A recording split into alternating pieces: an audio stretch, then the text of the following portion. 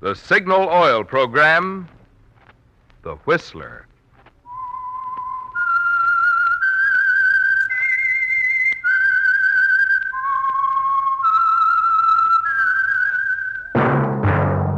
That whistle is your signal for the Signal Oil Program, The Whistler.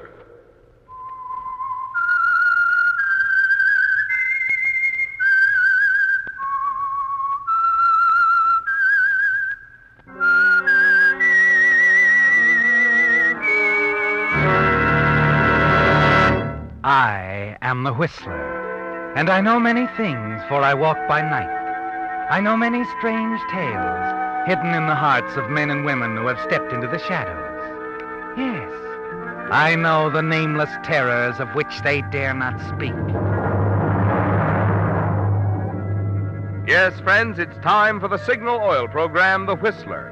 Rated tops in popularity for a longer period of time than any other West Coast program in radio history. And Signal gasoline is tops, too, tops in quality. It takes extra quality, you know, to give you extra mileage. And Signal is the famous Go Farther gasoline. So look for the Signal Circle sign in yellow and black that identifies independently operated signal stations from Canada to Mexico. And now the Whistler's strange story. The Hangtree Affair.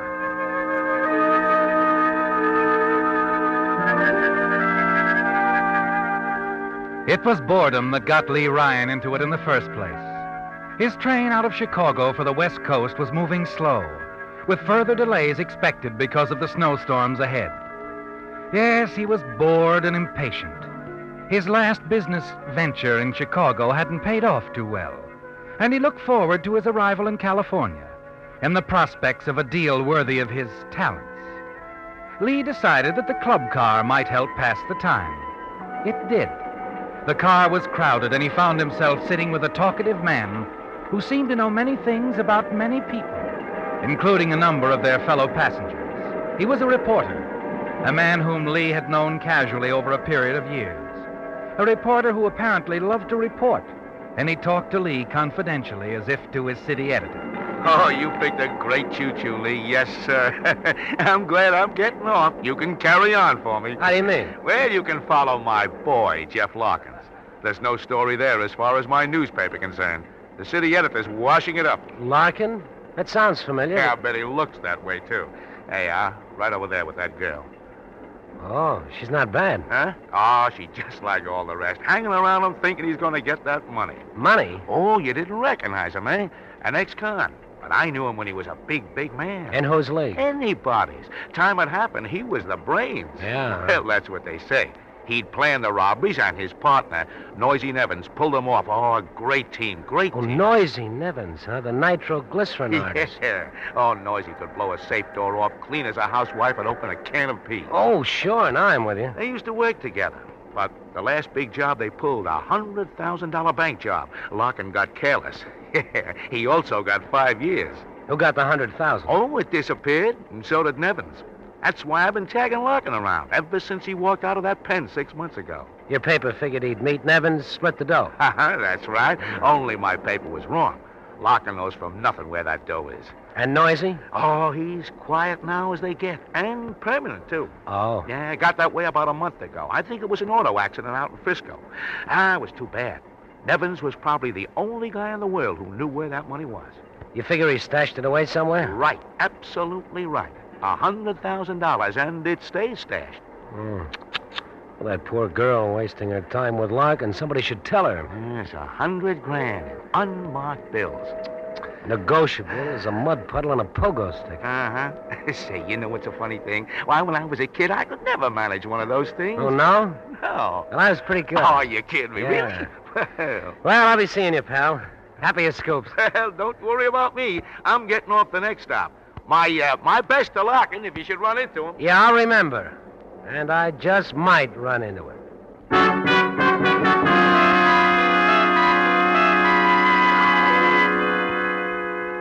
Interesting, isn't it, Lee? A man with $100,000, only he doesn't know where it is. It was hidden away by a partner who's dead now. All very interesting. Yes. And you think about it a lot after you leave your reporter friend in the club car. Wonder if he's right. If that girl really is going to be disappointed. It's hours later that you feel the train grind to a stop. Glance out of your compartment to see that you've pulled onto a siding at a small town station. Porter, what's wrong? Why are we stopping? Hey, it won't be for long, sir. It's just the snow. Oh, yes. There's time to get off for a while if you want to. Some of the passengers are. We'll be here about an hour. Oh, thank you. I don't think I'll bother.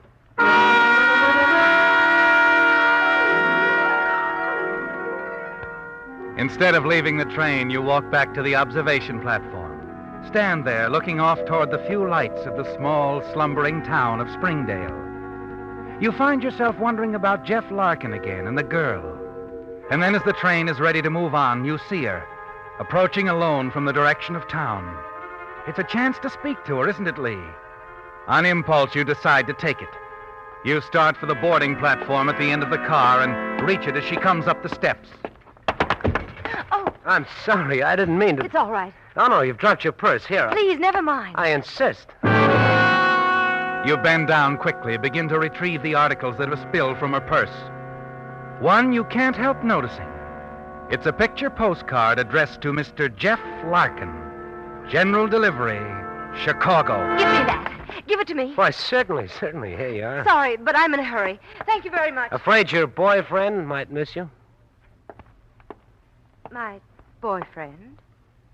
I don't know what you're talking about. I'm sorry. I just thought you were kind of chummy with a fellow in the club car. You're mistaken. Someone happened to sit with me because the car was crowded. Oh, sure. That's happened to me, too. Forget it. There's nothing to forget. Good night. Night.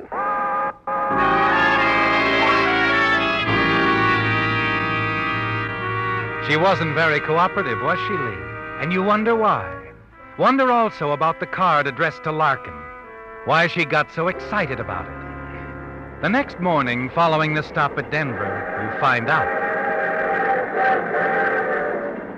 Yes, conductor? I'm sorry to bother you, Mr. Ryan, but we've been questioning all the passengers. Questioning them? About what? Oh, I'm sorry. This is Lieutenant Knowles, Denver Police. Lieutenant? To explain quickly, Mr. Ryan, a man a few compartments down from you has been murdered. On this train? No, happened at a place called Springdale. When we pulled into a siding, Mr. Ryan. Oh, I remember. We stopped for about an hour. Yeah, that's the place. During that hour, the victim, a man named Jeff Larkin... Larkin? You know him? Oh, no. I've heard of him, that's all. I guess a lot of people have. Anyway, Larkin got off the train for some reason, never got back on. His body was found a short time later in an alley at the edge of town. He'd been shot. Poor devil. We've been trying to find someone who got off with him or talked to him just before. No luck so far. But now, the young lady in 29, Miss Clinton, says she spoke to Larkin earlier in the club car. But that's the last she saw of him. Oh, she didn't get off at Springdale? No. She says she stayed in her compartment the whole time. I see. And you, Ryan? Well, I walked back to the observation car. I was there, 20 minutes or so. But you didn't observe anything. Oh, no. I'm sorry, Lieutenant. I didn't observe a thing.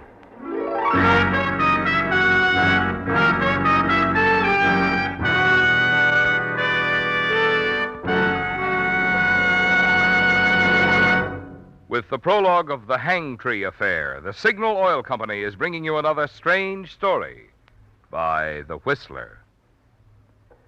Recently, I was looking at one of the newly announced 1949 cars. As the salesman pointed out the air conditioner and the front seat that drops back to make a bed, I couldn't help thinking it's the trend of really modern products to do more than is primarily expected of them. Just as Signal Premium Compounded Motor Oil does so much more than just lubricate. Of course, Signal Premium has 100% pure paraffin base, the finest money can buy.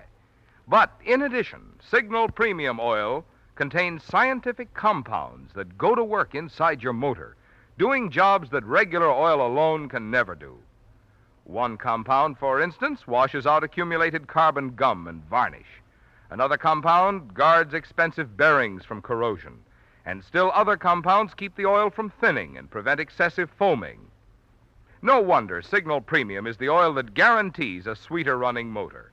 So next time you change oil, have your Signal dealer put in the modern type Signal oil that does so much more than just lubricate. Signal Premium Compounded Motor Oil. And now back to the Whistler.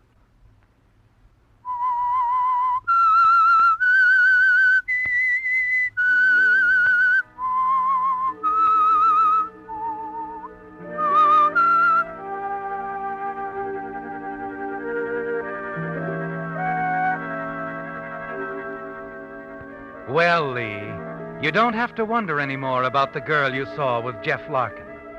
It all fits, doesn't it? The reporter's story about that $100,000 hidden away. Larkin's death in a deserted alley back in Springdale. The girl's claim that she didn't see Larkin leave the train. And that she herself didn't get off. You know different, don't you, Lee? And the knowledge gives you absolute confidence when you reach Los Angeles, check into the same hotel that she does, and then half an hour later call her room. Hello? Hello, Julie. Who is this? Oh, friend of yours, a good friend. We, met on the train. The train? I didn't meet anyone who Well, you met Jeff Larkin, Julie. You got real chummy. Like I once said. Oh, Well, you still there, Julie? yes. Well, stay there, huh? I'm coming down to your room so we can talk. Now, wait a minute. Now, you wait a minute, Julie. That's all it'll take me. Well, the name is Lee Ryan, and Julie, Yes. I like my martinis very dry. Well, don't expect too much, Mr. Ryan. I haven't any ice. Don't give me that. So far, it's all you've had. Just, use that cold shoulder of yours. Have it right down.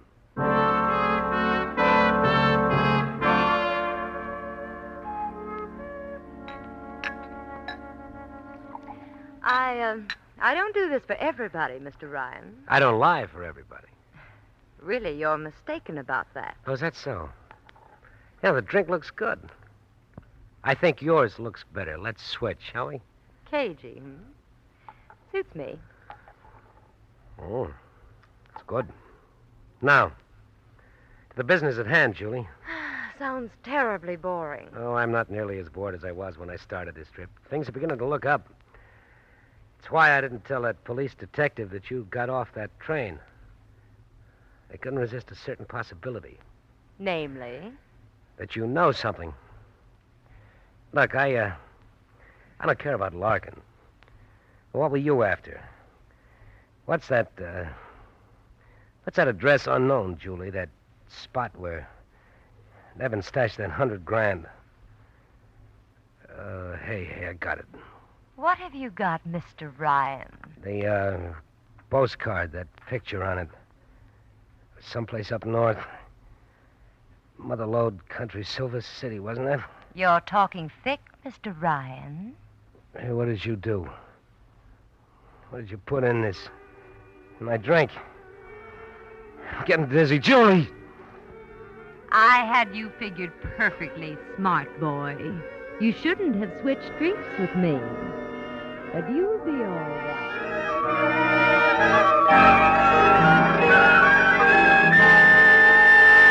Mr. Ryan? Mr. Ryan, are you all right? Should I get the doctor? No, doctor. I'm okay. Where's she? The young lady who called about you? She's gone, checked out. Gone where? She was going to catch a train, I believe. I'm not sure. She was just leaving her room when she saw you out here in the hall. Well, give me a plane schedule. I want to go to Silver City. Silver City? I don't believe the plane's landed. All right, they'll get me close enough. I'll go if I have to crawl the rest of the way. Yes, sir. Anything you say.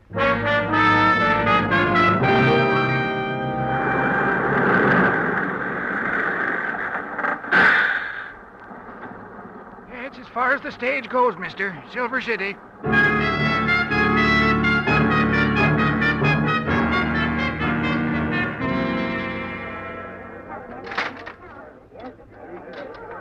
Here's your drink, mister. Thanks. Like I was saying, Silver City's real quiet during the day, but it'll open up round sundown. That's when the boys start drifting in from Hangtree. Oh, say, you was asking me about the stage. There she is, just pulled up in front of the hotel. You wouldn't be waiting for that little lady with the suitcase just got off, would you? I sure would, Pop. Classy. Oh, here's your change. I gave you some silver in case you want to play the slot machine. Oh, there's no need to. I just hit the jackpot.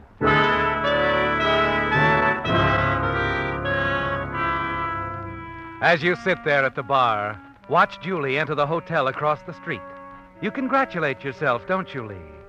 Your trip to Silver City paid off, with a bigger payoff yet to come. A quarter of an hour later, you see Julie leave the hotel.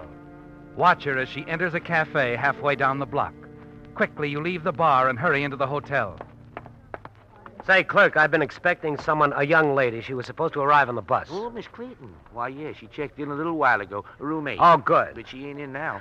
Oh, well, I'll see you later. Say, let me have your pass key, will you? I've left my key in my room. I'll bring it right back. Well, okay. Just a second. I'll get it for you.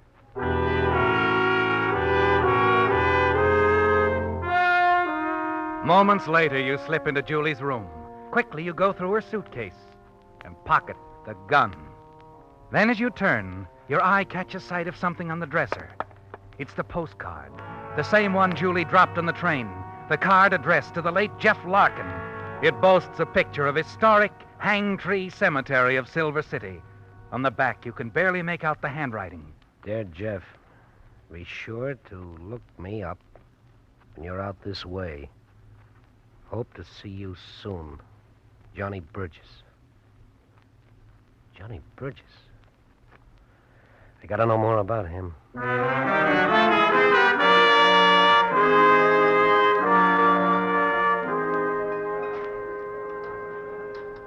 Burgess? Yeah. Well, how do you like that? Your friend was in here asking about him. My friend? Mm-hmm. Lady that got off the bus a little while ago. Asked me if Johnny Burgess had been in lately.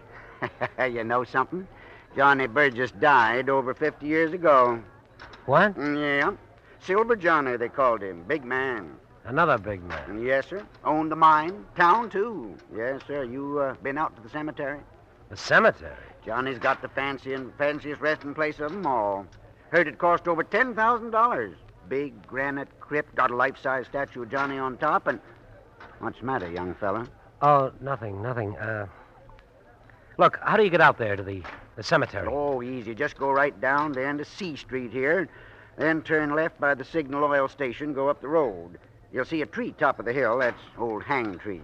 Right beyond it, other side of the hill, real handy like's the cemetery. Oh, thank you. Thanks a lot.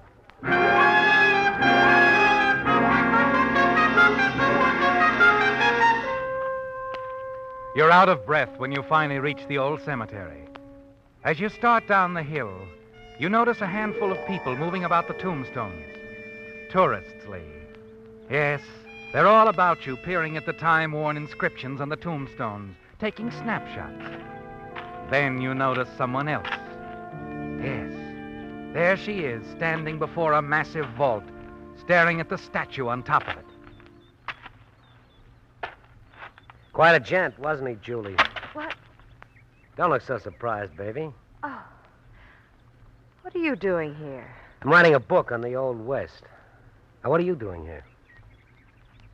You won't believe this. I'll try. I'm writing a book, too. About Johnny Burgess? That's right. Yeah, a remarkable character, Burgess. I understand that broken-down pile of rocks there, that crypt, cost $10,000. I must make a note of it. Doesn't look much like anything now, does it? Overrun with the weeds and all. That lock on the door doesn't look very good to me, does it to you? I'm not an expert on locks. You know, from here, it looks like it could be forced with a marshmallow. I wonder what's inside. That is, besides Johnny Burgess, I mean. I wouldn't have the faintest idea. Look, baby, our tourist friends are going to be parked here all afternoon, if I'm not mistaken, so why don't we go back to town? Talk. About the romantic old West and all? No, about this. This postcard.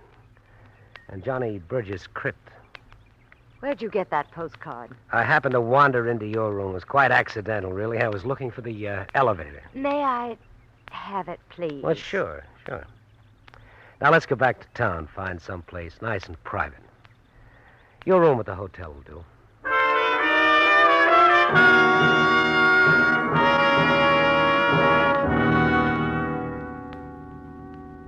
You know, Lee, you're a pretty smart boy. Oh, thanks, honey. It was really very simple. Nevin sent the card to Larkin to let him know where the dough was stashed. Hangtree Cemetery. The $100,000's hidden in that vault, the final resting place of Silver Johnny Burgess. Give me a cigarette, will you? Help yourself. Thank you. You been to Frisco? Mm-hmm. Oh, that's a great town. We could have a wonderful time there, Julie. Could we? Yeah, besides, we'll be rolling in dough. Lee, Yeah. just where do we stand? I mean about the... We're partners, honey. We're partners. I see. You'll have to give me a little time to think it over. Oh, sure. You know, there's one little thing I've been wondering about you, Julie. How'd you break into this affair? You're not Larkin's girlfriend. You picked him up on the train, didn't you? That's unkind. Oh. So you and Noisy Nevins used to hold hands. So we did. I met him in San Francisco while Larkin was in prison. You must have discovered that your boyfriend sent word to Larkin when he got out. About where the dough was, I mean. Something like that. But Nevins didn't tell you where it was. He was not very cooperative at times, Lee. Yeah? I bet you even suggested Nevins double-cross Larkin so that the two of you could have all the dough. Do you think? Yeah, I do. Well, Nevins wouldn't hear of it. He was one of those honest people, code of the underworld and all that. Funny, I thought he'd do anything I asked him. Except double-cross an old pal. Noisy seemed to think we could get along with half the money. Said he didn't deserve any more. Opening safes came so easy to him. Yeah, to him and his nitro. So when Nevins was killed in that accident, you saw that half go out the window. You didn't know where it was hidden, but Larkin did. He'd get it all. So... Do we have to go into that part of it? No. No, I guess not. We'll forget about it. We'll forget about everything except that in another half hour it'll be dark. And then we have a date with Johnny Bridges. And $100,000. Now, we can be in Frisco by morning. What do you say? Oh, I don't know, Lee. I can talk you into it. I know. Can you? Well, Keep talking, Lee. I may buy.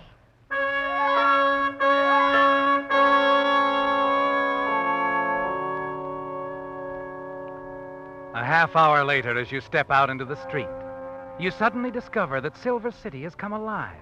The main street is swarming with men from the mine. As you walk past the saloons, the cafes, and stores, you can hear the shouts, the laughter, jukeboxes, and player pianos. You walk to the edge of town, stop, and stare at the hill beyond. Hangtree silhouetted against the sky. For a long while, you stand there, trying to make up your mind about Julie. After all, Lee, she killed once. At last, you turn and hurry back along the crowded street. In one of the saloons, you get the information that you want. What's that again, mister? The bus. What time? Oh, yeah. There's one due there in, let me see, about another half hour. Thanks. You can catch it over there. Yeah, I know. Now, say, is there a phone in here? Yeah, right back there, end of the bar. Thanks.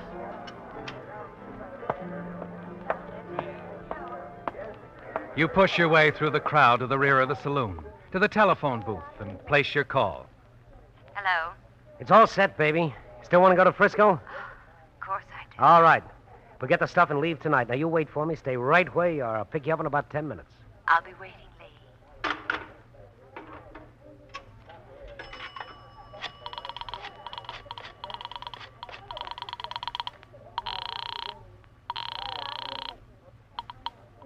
Sheriff's office. McQuinn speaking. Look, Sheriff, you can check on this later, but an ex-con named Larkin was murdered in Springdale 5 days ago. Wait a minute. Who is You'll it? find the murder gun at the Elmira Hotel in room 8. It's under a seat cushion, a chair by the window. You'll also find the dame there who pulled the trigger. Now, hold on here. Who is this? Hello? Hello? Who? Bye-bye, baby. I'm going to miss you in Frisco.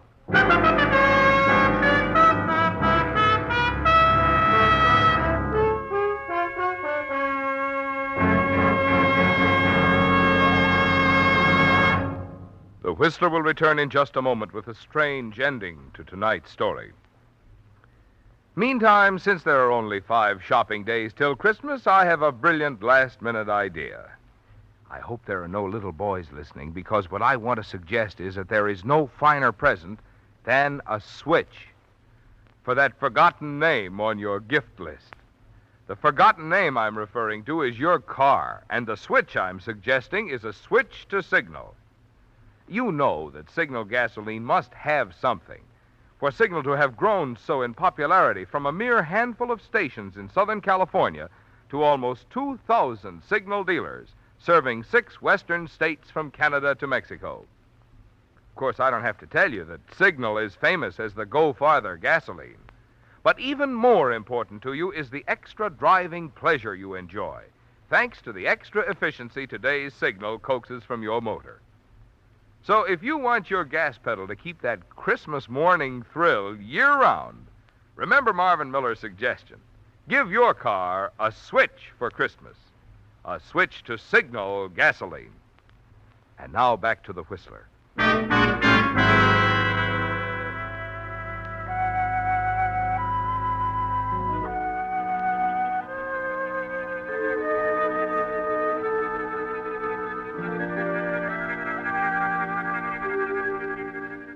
After 12 hours and several long-distance calls, Sheriff McQuinn of Silver City was prepared to do some questioning.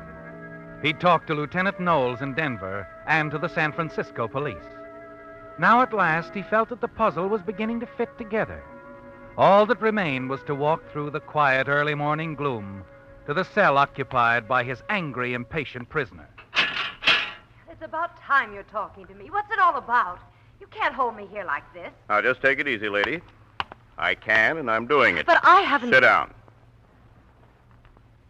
I've been making some phone calls. Picked up lots of things about you. What of it? In San Francisco, they tell me you used to run around with Noisy Nevins. So? So, that's very interesting. Added to the gun you were carrying around, and it could spell a murder in Springdale. You'll have to prove that. Lieutenant Knowles thinks he can. The caliber of the gun, you know, ballistics, and then the motive. All that money. I don't know anything about it. Sure, you don't know a thing. Why don't you ask Lee Ryan? We don't have to, lady. We're satisfied with what happened to him last night was Nevin's work. Just like a hand from the grave. A double-crossing hand. What do you mean? Out at the cemetery, when your friend Ryan tried breaking into Silver Johnny's last resting place. Yeah. Yeah, Noisy Nevins was an expert with TNT. He wasn't planning to share that dough with anybody. He set a booby trap to kill his old pal Larkin. But Ryan got it instead.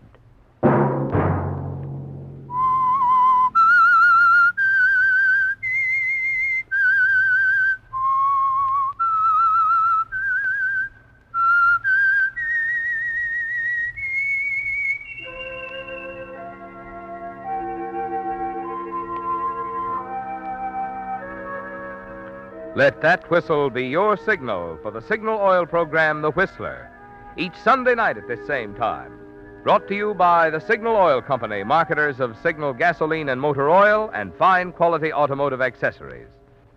Signal has asked me to remind you, to get the most driving pleasure, drive at sensible speeds, be courteous, and obey traffic regulations. It may save a life, possibly your own.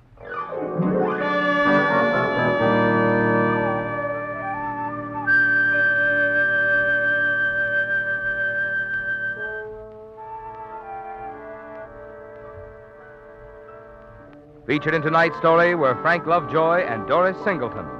The Whistler was produced and directed by George W. Allen, with story by Joel Malone and Adrian Jondeau, music by Wilbur Hatch, and was transmitted to our troops overseas by the Armed Forces Radio Service.